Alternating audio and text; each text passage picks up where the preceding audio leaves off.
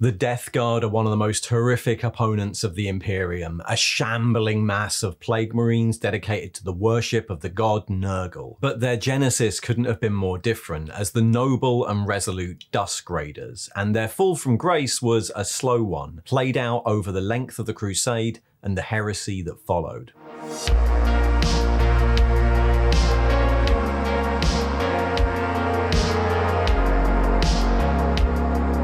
Hiya, welcome to Heresy 101. In this little series, I'm going through the lore for each of Warhammer's Space Marine legions, particularly their origins in the grim days of the HORUS heresy. I'll take a look at where they are at the start of the heresy and how they got there, what happens to them during the heresy, and in this case, how they turned a loyal and dutiful legion into a diseased, shambling horde of plague marines. Anyway, before I start, the video contains spoilers for pretty much any of the HORUS heresy series. At the start of the HORUS heresy, the War Master could count on the support of the Death Guard more than many of the other traitor legions, a relentless and powerful infantry force whose Primarch had never really fit in under the Emperor. But when he threw in his lot with the traitors, even Mortarion couldn't see the changes that would be wrought upon his legion.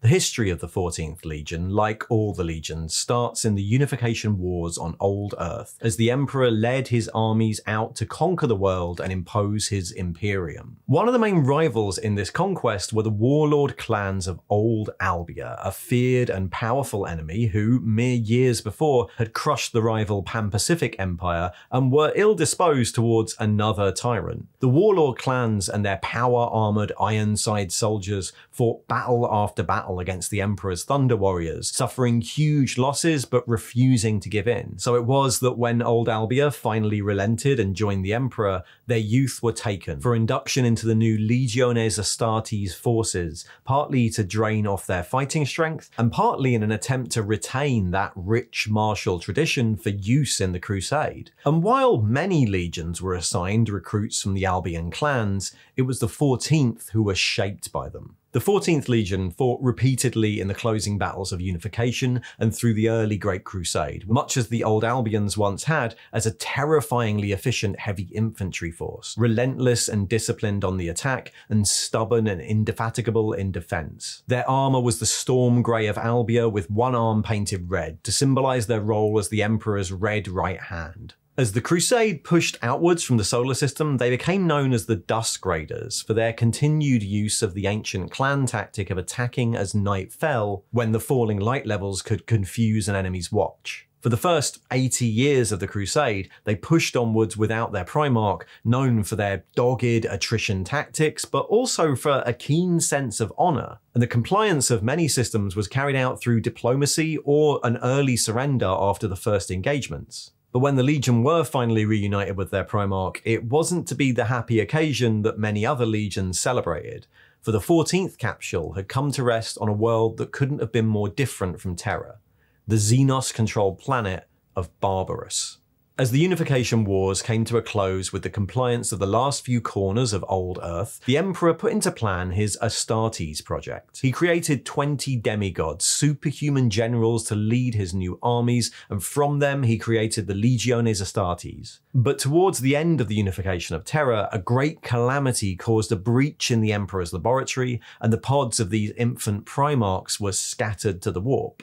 They came to rest on numerous worlds spread across the galaxy, and the Primarchs grew up within those cultures. But while some landed on worlds with rich histories, ancient civilizations, or powerful warrior cultures, the 14th pod was not so lucky. Barbarans was a hell world, a world of tall peaks and deep valleys where the pitiful and wretched human population was at the mercy of terrifying Xenos creatures, horrific monsters in rusted armor that stood 3 times the height of a man, cheated death with necromantic science, and fought petty wars amongst themselves with armies of nightmarish horrors stitched together from the remains of the human inhabitants. The whole planetary ecology was designed to keep the human chattel in check. The mountains were shrouded in poisonous fogs that got deadlier as one climbed higher, and where only the Xenos overlords and their creations could live. It was in the lowland forests and swamps that Barbarans' feral human inhabitants clung to life in isolated villages and holdfasts, fortified as best they could against the coming of night,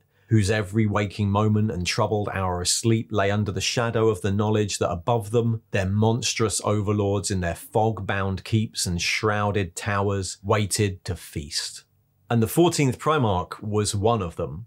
Crashing into the peaks, his capsule was found by one of the unnameable overlords, and he was raised as its general and surrogate child, a reaver dispatched amongst its ghoulish servants to fight its petty wars against others of its kind. But the Primarch, named Mortarion by the creature, had a keen mind and intellect and knew he was different from the overlords. Denied access to the strange creatures in the valleys below, he eventually snuck away and descended below the poisonous mists, tasting clean air for the first time. He realised quickly that his true kin were the prey creatures below and vowed to bring justice to the overlords. He had no skill at interacting with other humans, and he was initially shunned and feared by the villagers, but eventually when a raid came and he took up a farmer's scythe in defence of the village and pursued one of the overlords back into the poisonous mists, killing it, he earned the trust of the local humans. Mortarion's victory brought disbelieving adulation from the human settlers, and he became to them a taciturn, remorseless prophet who promised them freedom from the terrors that held them, and above all, justice and revenge. He taught them warcraft and started to improve their technology, building clanking suits of armor equipped with firearms and respirators, so that his new army, his Death Guard, could fight on through the lowest levels of the fogs,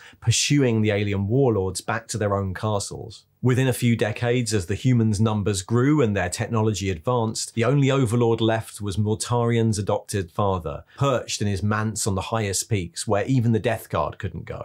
It was at this time that the Emperor arrived, but his first meeting with Mortarion was discordant and argumentative. The Emperor offered outright to assist Mortarion and slay the final overlord, but Mortarion refused and insisted he could do it himself. The argument ended in something of a bargain, as Mortarion climbed the peaks and as his respirator gear crumbled in the acid mists and his lungs started to fail him, he fell. And as the final overlord came to claim him, the Emperor did intervene and killed the overlord outright, leaving Mortarion without his vengeance and in the service of a new father.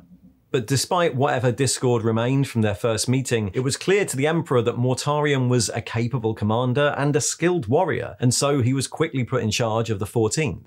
His first words to them were simple: "You are my unbroken blade, my death guard. By your hand shall justice be delivered, and doom shall stalk 1,000 worlds." With that, the Dusk Raiders were no more, but more than that, Mortarion systematically reforged the Legion, discarding what had gone before and remaking them with the new culture of Barbarans. They were no longer the red right hand of a tyrant, but Mortarion's dark warriors, freeing humanity from oppression and terror, and this war was to be fought without mercy or limit, by enduring any hardship. The liberation of humanity justified any means, nothing else was worth considering. Over the next few years, Barbarans worked its changes on the 14th with terrifying speed. The old honour and traditions were forgotten, the colours removed, and the Death Guard marched to war in unadorned ceramite save for the jade-green markings that recalled the swamps of Barbarans. Their Primarch's mere presence seemed to amplify this bleak outlook, and the new recruits, Barbaran all, exhibited levels of endurance never before seen amongst the legions. The Death Guard adopted attrition tactics, trusting in that endurance as the Terrans of Old Albia dwindled. The Legion became a tide of heavy ceramite that crushed their foes beneath their inexorable advance, and were unafraid to utilise every weapon they had access to, including chemical and rad weaponry that many of the other legions balked at. They became known for fighting on through the most hellish war zones, and they fought numerous campaigns in the late Crusade period, achieving compliance often by sheer bloody-mindedness and a trust in their own abilities, and often fighting alongside other legions like the Sons of Horus. But their sinister appearance and Mortarion's own unfavourable reputation amongst his brothers betrayed his dissatisfaction with his new overlord. He was only really close with Curs of the Night Lords and HORUS himself, and the Death Guard would be one of the first legions to fall under the influence of the War Master as the HERESY was planned. At the start of the HERESY, the Death Guard numbered around 95,000 legionnaires and a mid-sized fleet of around 70 capital vessels. Though their culture had changed immeasurably since their day as the Dusk Raiders, their organisation still broadly conformed to the Principia Bellicosa, with a bias towards heavy assault formations and close-range warfare. The Death Guard were an infantry force, organised into 7 great companies, and Mortarion's doctrines were based around each individual legionnaire being as well equipped as possible and able to survive and press on in any environment. Infantry made heavy use of bolters, flamers, and melters, as well as secondary assault weapons like heavy trench clubs and the curved Kukra dagger of Barbarans, and heavy support often came in the form of man-portable heavy weapons instead of armoured vehicles. Like many other legions, they did maintain skill in all forms of warfare, from armoured assault to orbital strikes, but these were never really considered as tactically important as the massed infantry advances they were known for. To support these, they also fielded a high number of dreadnoughts and Terminator-equipped squads as frontline shock troops, recruited exclusively from Barbaran stock, and this highlighted one of the divides that remained within the Legion. By the time of the Heresy, the bulk of the line infantry were all Barbaran, with the few remaining Terrans serving as vehicle crews or other specialists. This divide wasn't seen on the battlefield though, and they were an extremely cohesive force once deployed. All authority in the Legion descended directly from Mortarion, who was like a totem to its warriors. Obedience to one's immediate superior was absolute, from sergeant to captain to commander to the Primarch himself, and few other ranks were considered necessary. Unlike some other traitor legions, internal rivalries were few and far between. The legionnaires were drilled to know exactly who would step into a fallen commander's shoes in the press of battle and continue on regardless. Outside this simple doctrine, the Legion maintained very few elite formations or veteran companies, the only notable exception being Mortarion's bodyguard, the Death Shroud, who fought in Terminator armour with great war scythes. As the HORUS heresy broke out, this cohesion and singularity of purpose was to be cemented as the 4 traitor legions purged themselves of loyalists on the surface of Isstvan III. For the Death Guard, this meant the erasure of the final few Terran holdouts within the Legion, and though some would escape to warn the loyalists of what had occurred, the Death Guard that fought in the Dropsite Massacre on Isstvan IV were finally entirely Barbaran. As the heresy then pressed on, the Death Guard were at the forefront of the traitor advance, fighting slowly and inexorably towards Terra, but the corruption of the warp affected them right from the start. Mortarion had always been distrustful of warp powers, ever since encountering the necromantic abilities of his alien overlords. Indeed, one of the points of contention with his brothers was his opposition to the Librarius project. The Death Guard did not keep librarians, and he argued for the dissolution of the institution at Nicaea. But the first captain of the Legion, Typhon, hid a growing psychic gift, and it was this that slowly wormed its way through the Legion as he fell to the Chaos Power Nurgle. From the first deployment of what would become Plague Marines at the Battle of Molech, to his engineering of the Death Guard fleet being cut adrift in the warp on the way to Terra, Typhon led Mortarion down a dark path until the Primarch's only option was to embrace the power of chaos. The Death Guard Legion that emerged from the warp and fought at the Siege of Terra were greatly changed from how they entered it. A force of Plague Marines that were the first to assault the walls of the Imperial Palace, and who then took up residence in the corrupted Lion's Gate spaceport as the rest of the war played out. But eventually, the now demon Primarch Mortarion was defeated by the Primarch of the White Scars, Jagatai Khan, and banished back to the warp, from where he and his legion plague the Imperium all the way into the 41st millennium.